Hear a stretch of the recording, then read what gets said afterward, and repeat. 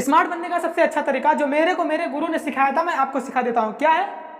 उन्होंने मुझे कहा था कि बेटा, जब भी कोई भी कुछ भी बोले कि ये बात पता है चाहे ना पता हो, पहले तो हाथ ऊंचा कर दो अपना। उन्होंने क्या कहा?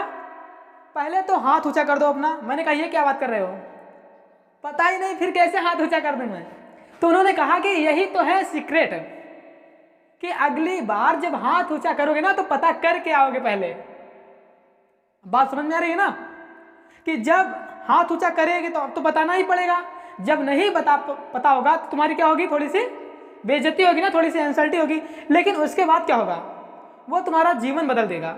कि आप कहीं भी जाने से पहले अपने आप के बारे में सारी जानकारी रखेंगे। तो सबसे इंपॉर्टेंट चीज है डिसिप्लिन।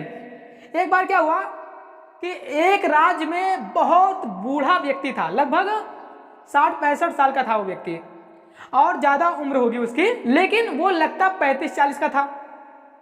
तो राजा का दिमाग खराब हो गया कि सब लोग उसको बार बार आके बोलते थे कि राजा साहब, हमारे क्षेत्र में एक ऐसा बूढ़ा व्यक्ति है जो दिखता है 35 से 40 साल का, जो कि है कितने का, वो 65 से 70 साल का है। तो राजा का दिमाग खराब हो गया कि आखिर मुझे ऐसा भी जवान बनना है, ऐसा जवान मुझे भी दिखना है। तो उन्होंने कहा कि इसका सीक्रेट पता लगाओ कि ये करता क्या है। तो कई सारे जो है उनके व्यक्ति भेजे उसके पीछे। तो वो देखते गए कि ये करता क्या है। वो रोज सुबह उठ के पहाड़ी पे चला जाता था और एक कोई हाथ में कोई फल लेके आता था, उसको खाता खाता नीचे आता था। तो ये लोग गए, राजा के पास गए और कहने लगे कि वो व्यक्ति को ना अजीब सी चीज खाता है, रोज पहाड़ी पे जाता है और वो कुछ अजीब सा फल लेके आता है और वो खाता है, और वही उसकी जवानी का राज है। तो उन्होंने कहा कि ऐसे पता लगवाओ। व्यक्ति के पास गए, उन्होंने कहा राजा साहब बोला, अरे आप बुला रहे हैं आपको, क्या आपकी जवानी का राज क्या है वो बताना है उनको। तो उन्होंने कहा चलो ठीक है चलते हैं। तो व्यक्ति को लेके गए, राजा साहब के सामने खड़े हुए। राजा ने पूछा कि भाई तुम्हारी जवानी का राज क्या है? ये लोग कह रहे हैं कि कोई अजीब सा फल खाते हो तुम रोज पहाड़ पे जाकर, कौन सा हो, हमें भी बताओ ना कौन सा फल है वो। तो व्यक्ति ने बताने से मना कर दिया कि नहीं नहीं नहीं, मैं नहीं बता पाऊंगा, एक ही शर्त पे बताऊंगा, उसके लिए तुमको मेरे साथ में पहाड़ पे चलना होगा। तो राजा साहब ने कहा कि चलो यार ठीक है, ऊपर जाऊंगा और ये राज बता दूंगा। तो चलो चलो चलते हैं। तो उस व्यक्ति ने कहा कि सुबह 4 बजे करेक्ट तैयार हो जाना और पहाड़ पे चलेंगे और वहीं पे राज बता दूंगा। राजा बहुत ज्यादा एक्साइटेड हो गया कि चलो यार, मुझे तो जवानी का राज पता चल जाएगा, किसी व्यक्ति को नहीं पता, बस इसको पता होगा और मुझे पता होगा। सुबह 4 बजे राजा साहब को रात भर नींद नहीं आई थी, क्योंकि बहुत ज्यादा एक्साइटेड थे, जवानी का राज खुलने वाला था, रात भर नींद नहीं आई थी। तो एक्साइटेड थे, तैयार होकर बैठ गए और अपने कुछ सैनिकों को लेके उस व्यक्ति के साथ निकल पड़े। अब वो जो व्यक्ति है ना, वो पूरी बातें जो है कि बताता गया कि कितनी अच्छी डिंगरी है, कितना अच्छा व्यू है, लेकिन राजा साहब का मन नहीं लग रहा था उसकी बातें सुनने में। क्योंकि जो है ना, राजा के दिमाग में सिर्फ एक ही बात चल रही थी, जैसे कई लोगों के यहाँ पे चल रही होगी कि मेरे को घर जाना है, मेरे को ये काम करना है, मुझे वो काम करना है, या फिर ऐसे कुछ लोग होंगे जो अभी मेरी बातें नहीं सुन रहे होंगे, उनके मन में वही चल रहा होगा कि अभी घर जाना है, अभी ये काम है, अभी वो काम है, ठीक है ना।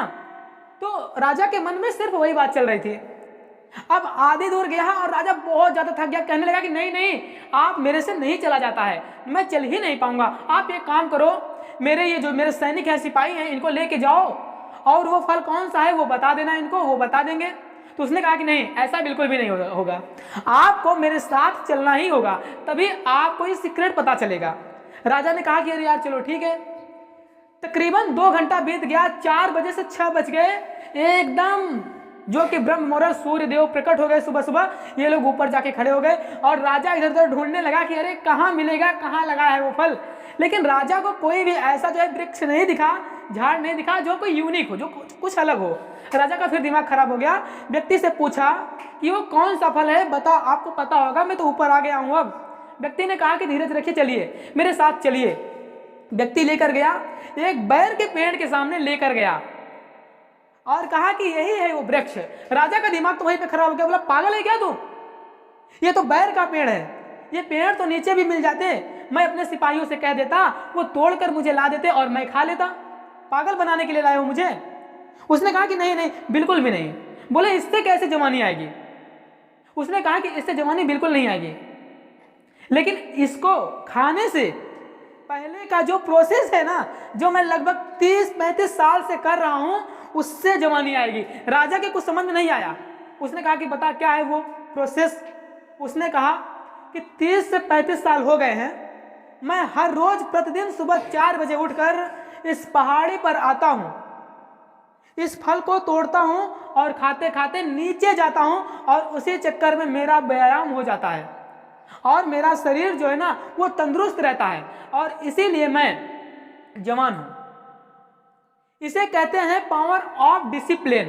क्या कहते हैं? इसे कहते हैं, आप लोगों में से कई लोग सफल इसलिए नहीं होंगे क्योंकि वो थोड़े दिन तो किसी काम को करेंगे, थोड़े दिन तो किसी चीज को सीखेंगे, थोड़े दिन तो कोई पढ़ाई करेंगे, लेकिन जैसे ही आपके शरीर को तकलीफ होने लगेगी ना, आपका शरीर बोलेगा कि नहीं नहीं नहीं, मैं तो दर्द कर रहा है, मुझे तो नींद आ रही है, मुझे तो आलस आ रहा है, हम आप छोड़ देते हैं। क्या कोई व्यक्ति 35 साल तक किसी एक्सरसाइज को कंटिन्यू कर सकता है? बहुत कम लोग होंगे ऐसे, लेकिन उसको उसका जो है ना फायदा भी मिलेगा। पावर ऑफ डिसिप्लिन कहते हैं इसे। यदि आप अपने जीवन में डिसिप्लिन नहीं रखेंगे, अनुशासन नहीं रखेंगे, अनुशासन का एक्चुअल में मतलब क्या होता है? क्यों अपने जीवन को हम जीने के लिए अपने अपने अकॉर्डिंग अपने लिए कुछ नियम बनाते हैं। अनुशासन का असली मतलब ये होता है कि हम अपने लिए कुछ नियम बनाते हैं, और यदि आप उस नियम को ठीक तरीके से फॉलो करते हैं तो वही होता है अनुशासन। आप अपने जीवन में नियम बनाइए अपने लिए कि मैं ये काम इस समय में, इस वक्त में इस प्रकार से करूंगा या करूंगी, आपको जरूर सफलता प्राप्त होगी। तो दोस्तों, ऐसे ही बेस्ट पावरफुल मोटिवेशन के लिए हमें सब्सक्राइब जरूर करिएगा। फिर मिलते हैं नेक्स्ट वीडियो में, तब तक के लिए बाय, धन्यवाद। जय हिंद, जय भारत।